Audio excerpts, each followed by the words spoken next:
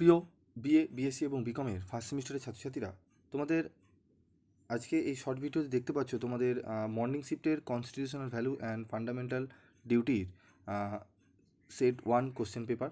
এই কোশ্চেন পেপারে যে প্রশ্নগুলো আমি সাজেশনে দিয়েছিলাম সেগুলো 100% কমন এসছে, কারণ অরেও যে কোশ্চেনগুলো আছে সেগুলোও দিয়েছে। হ্যাঁ, প্রশ্ন একটু ঘুরিয়ে দিয়েছে, কিন্তু তোমাদের যে সাজেস্টিভ প্রশ্নগুলো দেওয়া হয়েছিল সেখান থেকেই দিয়েছে।